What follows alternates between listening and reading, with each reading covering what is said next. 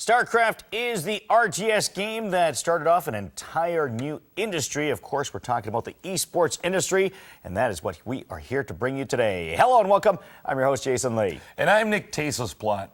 Well, we are in the round of 64 right now. This is where the top 32 players that have survived the round of 128. Actually, when it seems like you're in the clear, things are getting good, well, this is when we bring in the 32 best players in the world, and they start to clash. In our previous episode, talk about a clash. It was Jaedong playing against Movie, and just when you think you're doing well, Movie gets to play basically, if not the best player in the world, certainly a top 3 player in the world, and he actually held his own, taking a game off of Jaedong, but in set number 3, Jaedong did what he does best. Jaedong was so dominant. In that final game, it was a moment where it looked like Movie could have been ahead, but in the end, Jaedong did an incredible all-in. He stuck with it. He kept hitting away, punching away, and it turned out that Jaedong just chiseled out his opponent's defenses. It was a beautiful game. And certainly Jaedong, of course, his Mutalisk control, impeccable. And once again, he used that on his way to victory. Yeah, his Mutalisks were perfect, using them to take out the Templars, which was beautiful. It was a situation where his opponent, as mobile as Protoss is in Protoss versus Zerg, he wasn't able to be everywhere at once. And it really went to Jaedong's advantage from there. All right, well, today we're going to be taking a look at another interesting matchup between Shine and The Rock. This in the next matchup. What are we looking forward to on Destination? Well, The Rock is a very interesting player. He certainly has his own way of approaching the game. Sometimes it works for him, sometimes it doesn't. It really depends on the situation. He's definitely a player that wants to look outside of the norm. Shine is somebody, a little bit of an underdog, a little bit of an unknown. I don't know what to expect from this guy because we haven't seen very many professional games coming from him. All right, well, the map is going to be Destination. Let's go there now.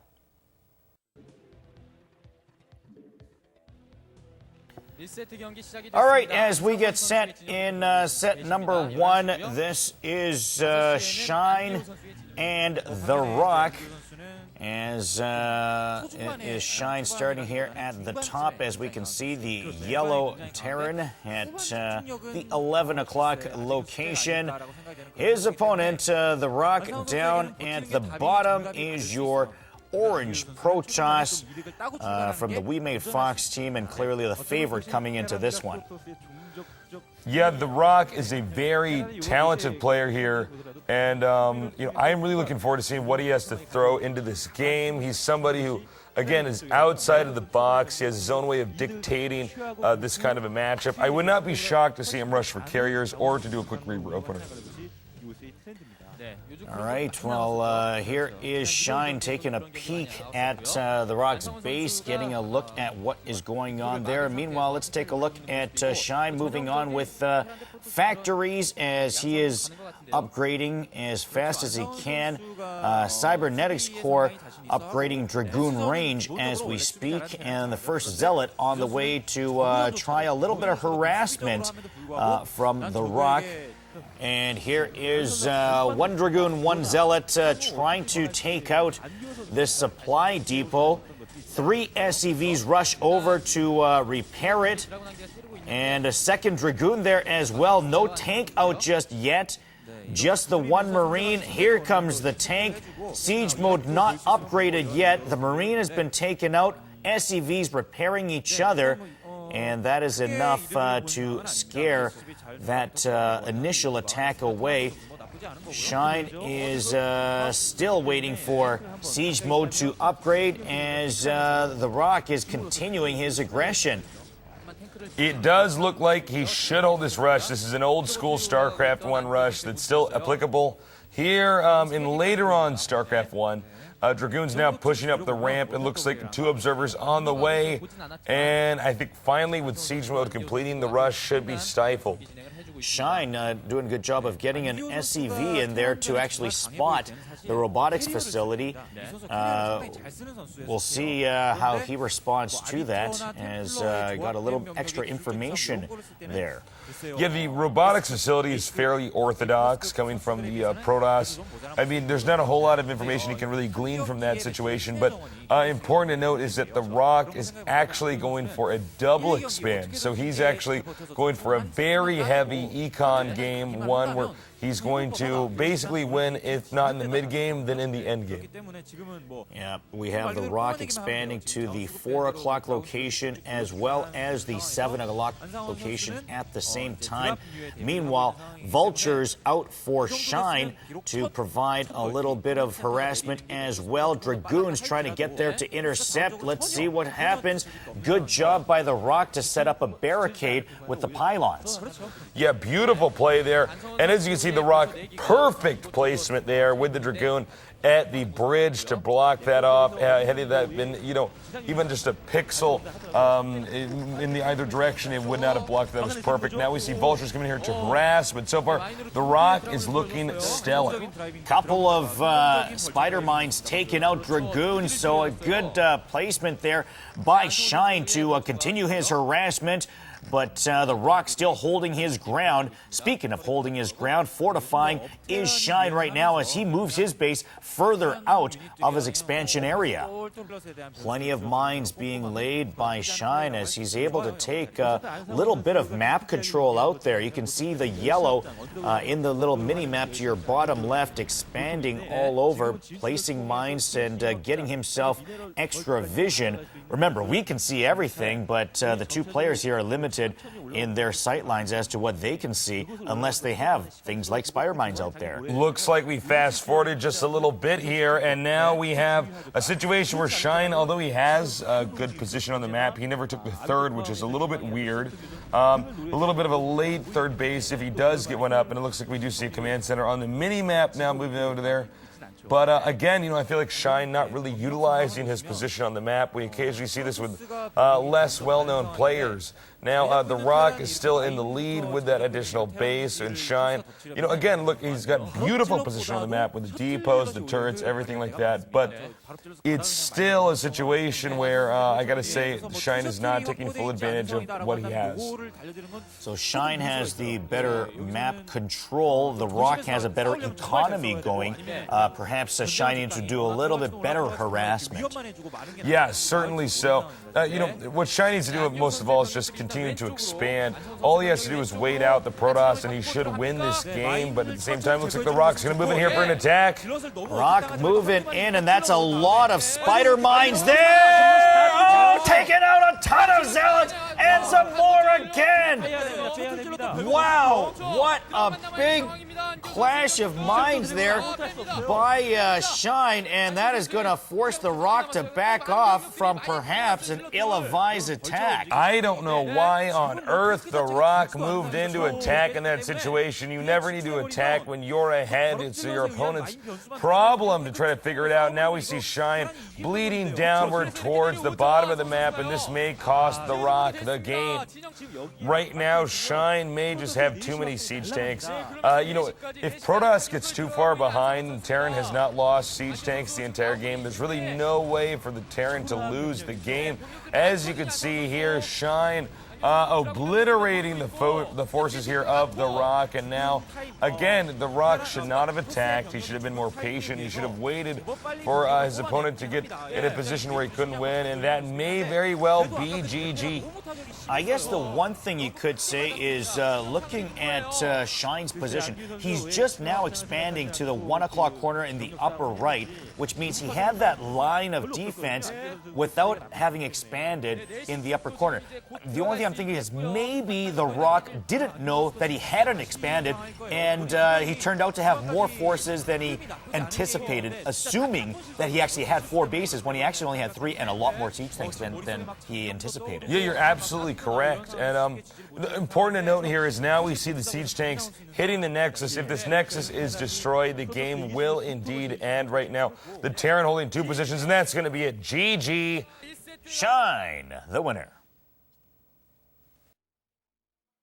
So the Rock ends up losing this one despite being ahead for a good portion of this in a macro standpoint, but he just miscalculated some things. You know, there was no need for him to move in and attack like that. When you're ahead, what do you want to do? You want to get more ahead. You don't want to just end the game like that. It was myopic and impulsive for him to just rush in there like that. Look, Terran has the best defense in the game. Siege tanks and turrets, you really can't attack into that. That's why Terran matchups tend to be the longest in the game. In a situation like this, what he should have done is just waited, been more patient, and allowed his opponent to make the first mistake. Instead, he was too eager to rush in there, and that's what really cost him. Yeah, it seemed perhaps, like I said, we couldn't necessarily see what he couldn't see, but perhaps if he had known that he didn't expand to the upper right, then he would have realized that he actually had more forces and more mines. Yeah, you know, it's interesting to see that he attacked into that. Maybe he thought that his opponent was going to have an extra expansion or a double expansion, but even then, on a map like Destination, note that it's much skinnier, and it's just not a wide map. It's very easy for depots and turrets and spider mines to basically make something impenetrable. When coupled with siege tanks, he should have just, tried to tech either to carriers, keep expanding, maybe get arbiters. There's a million other options that are much safer than one where you just, close your eyes and try to run into an attack like that. Well, unfortunately for the Rock, that's what he tried to do and was broke down for it. We're going to go to set number 2, which is going to be on Neo Medusa. Let's go there now. So we go to set number 2 with The Rock facing elimination if he loses this game. Here is his base, the Yellow Protoss, starting in the upper left position. His opponent, Shine, is starting from the bottom left. And just, looking back on that previous match, it just goes to show you how one mistake in a game like Starcraft certainly can cost you the game. Yeah, Starcraft, the beauty and the difficulty of the game is that it is incredibly unforgiving. Sometimes one game can boil down to you, misclicking just a centimeter on a screen. So, for both these guys, I think they're aware of that, but you can really see how in a situation like this, you got to be very, very careful. Shine did not have the lead. In fact, it was Rock that was ahead, but Rock didn't keep the lead, and that was the big problem. Yeah, it's clearly a bad mistake that cost him the game. And now he's got a big catch-up job to do. He needs to win this game. Will he be able to do that? Well, we'll have to see. Of course, he's got a lot of pressure on him. And let's take a look what is going on at the bases of both players in their start-off openings. We have 3 SCVs on the Vespian Geyser for Shine as he is completing his barracks. We'll see how he sort of techs up from there. Meanwhile, Cybernetics Core on the way for the Rock. 3 probes on the Vespian gas there. Nothing unusual from either of these players. Shine has moved off the gas now where he has just 1 SCV mining. Looks like we're going to have a quick factory coming here, very standard. Note the 1 SCV in the Vespian gas here for the Terran is an indicator that, in fact, Shine will once again go for a quick command center opener. Shine, although he was the underdog going into this, has to be the one who's the most confident.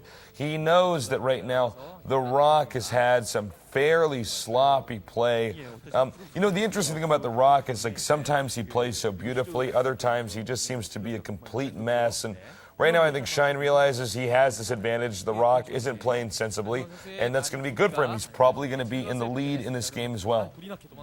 How would it go wrong? What are the different ways that it can go wrong? Losing the shuttle is the biggest part. Losing the Reaver is the second part.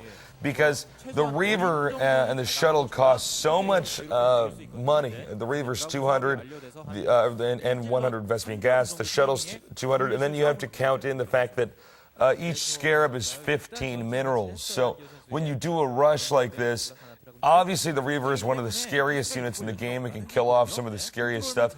It's still not enough. Let me rephrase that. You would still be behind if you were to lose it. It can do so much damage, but it's also so valuable. Shine seems to have more Marines than usual. Is that because of the map or a strategy that he's going with? It's just the map for the time being. Basically, with that number of Marines, they don't really deal the damage, but they can absorb the damage while the tanks deal them. One thing about Marines also is they do have pretty high damage per second, so just having that number of Marines present can be pretty scary. You know, I feel as though Shine may be overextending himself here with the Marines and the siege tanks, but at the same time, it seems to be working. He's going for a one-base expand, yet he's rushing as well, and it looks like the Protoss could be in a lot of trouble here. And he's going to spot the robotics support bay, but the funny thing is the robotics facility isn't there. He can't use that Reaver for defense as he would like to be able to right now when it would be coming out. Looks like all the siege tanks will be going down here, but the probes do move in to save the day, and that's exactly why Shine should not be overextending himself in a situation like this. Right now, Shine's base is naked. He's going to have perfect defense if he wants to win this game. Let's see what happens as the Reaver is now on its way. Here's the shuttle. Look at all these SCVs! Reaver's down! And... oh, it's looking like a gun! That was the sickest dud I've ever seen in my entire life. That should have killed so much more, but it just did not end up working out. Now, the Reaver's doing damage, but at the same time, in Shine's base, or rather in the Rock's base, Vulture's doing a lot of damage to the probes. And note, there's way less probes than there are SCVs in this situation. I think I saw 9 kills for one of the Vultures. That's one of the Vultures. Who knows how much the other one had. But to have that many kills this early and to have that dud go off, the Rock has got to be very disappointed with that one Scarab. Yeah, that was a sad story with that Scarab. Now it's up to the Rock to do a ton of damage with these two Reavers, and it looks like the Shine may have gotten out just in time here with the necessary defense. So a tough game for the Rock right now in a situation where it looked like he might be able to get at least 10 kills on SCVs with his Reaver. He is definitely playing catch-up right now, and I mean, what's he got to do to get in? I mean, we talked about all the things that could have gone wrong. The one that wasn't was a dud Scarab. I know, right? That's like the only thing that can be left a chance in the game. Here he's going out for an all-in. He wants to try to save this right now or go out with a loss. He's lost his shuttle. We talked about one of the disasters. Now he's lost his Reaver as well, and might have very well lost this game to go with that. He is going to expand to another Nexus at the 12 o'clock location. Remember, Shine has already expanded, and this game is getting tougher and tougher for the Rock. You know, unfortunately for the Rock, there's no way for him to recover. I mean, frankly, losing that shuttle with the two Reavers, that's exactly how you turn this game upside down. But on top of that, he already lost way too many probes here. The Reaver did no SCV kills. So it's just a situation where the Shine is, if this was a race, he would be lapping his opponent. Well, look at the unit count right now, 78 to 61 in Shine's favor. Generally speaking, in a Terran versus Protoss matchup, Protoss will usually be a little bit higher, but instead he is a lot behind. So not very good news for the Rock. Once again here, Shine in a fantastic position. These Vultures not going to do a ton of damage. It's not too impactful, but still, it's another small victory for Shine, as obviously Shine will kill off a few probes here. And he's getting to the back probes, which are naked there. No line of defense whatsoever. So a couple more kills for these Vultures, and they're getting behind the mineral line as well to get some more. Clearly, Shine doing plenty of damage as he continues to put the pressure on the Rock. Remember, the Rock is behind in this series, 1-0. So if he loses this game here, which it's looking very likely that he will be eliminated from this tournament.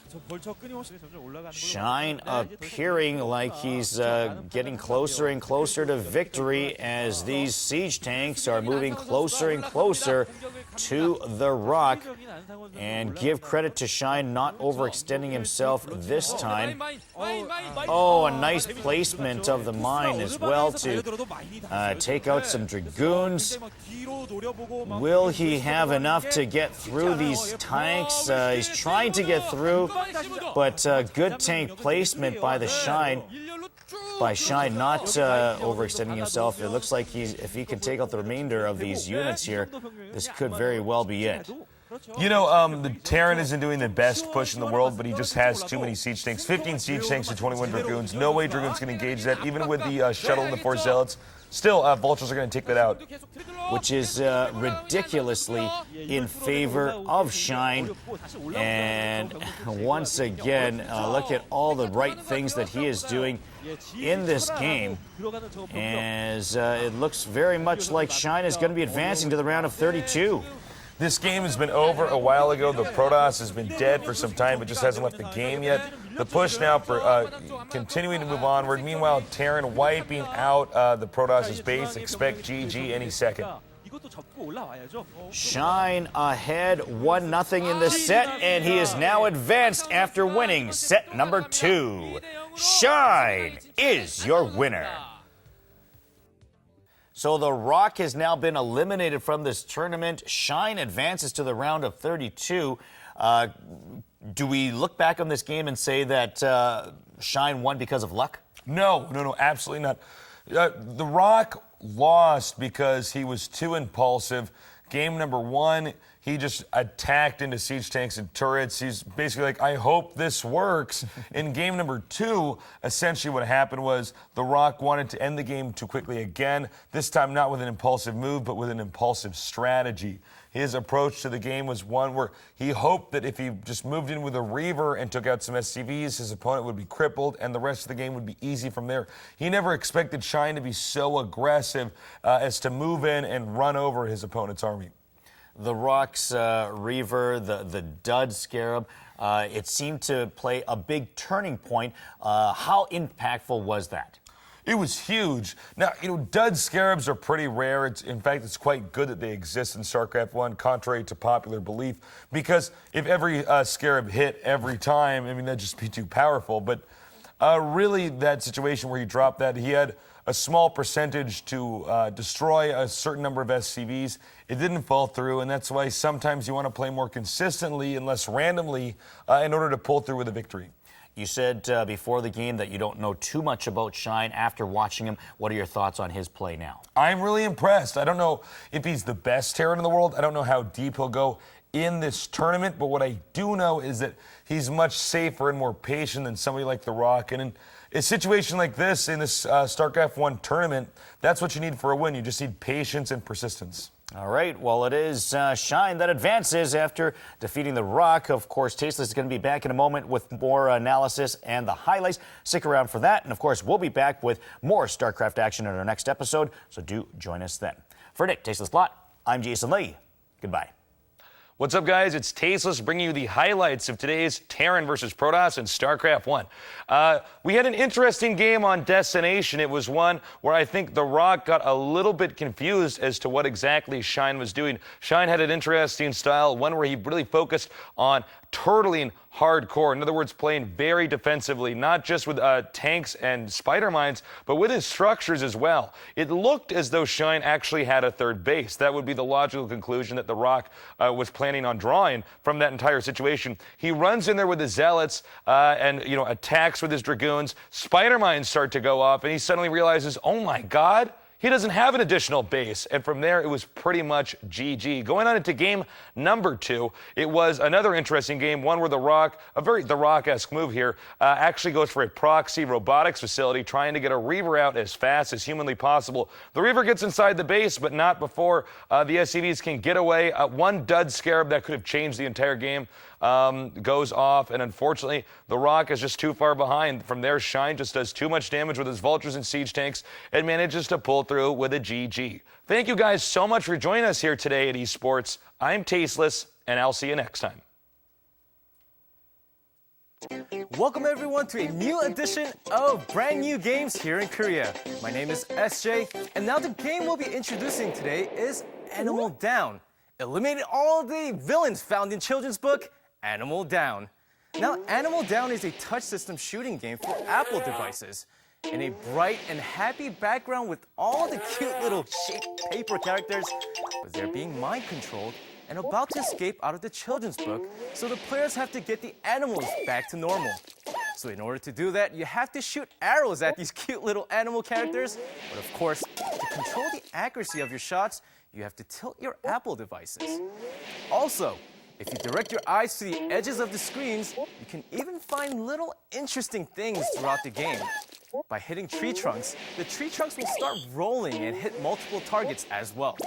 In the same way, if you bump into multiple creatures throughout the game, you can eliminate them like dominoes, but only if you shoot them with great precision. Now, this has been Animal Down, a very unique shooting game, and that's it for the latest in brand new games in Korea. My name is SJ. See you again.